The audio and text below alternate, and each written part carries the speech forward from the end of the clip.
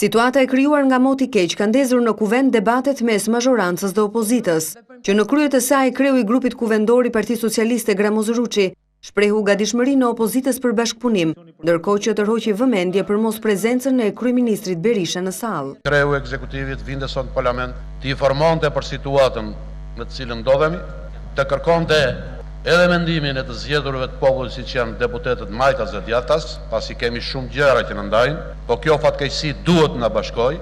Oferta e opozitës prej ditësh u zhbër publikisht e qartë që jemi të gatshëm të japim gjithë kontributin.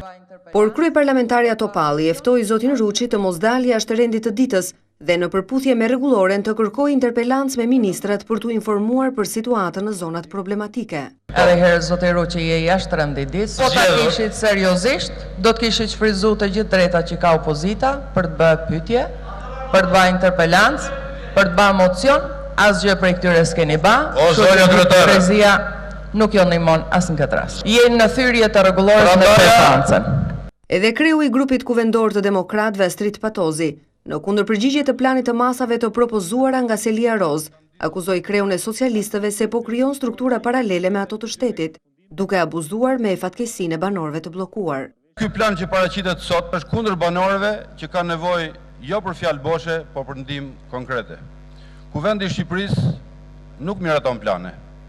Kanë qenë kongreset e Partisë Punës ato që e bënin këtë. Ne miratojmë ligje dhe vendime. Nuk mund të ketë shtet paralel.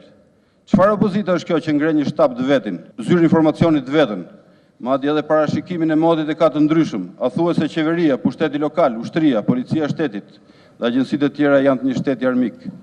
Debatet në parlament vinë një ditë pasi Komisioni i Emergjencave në Partinë Socialiste miratoi planin afatmesë me afatgjatë të masave, të cilat sipas Partisë Socialiste do të mund të nxjerrin vendin nga situata e shkaktuar nga dëbora e rënë në veri dhe verilindje të vendit.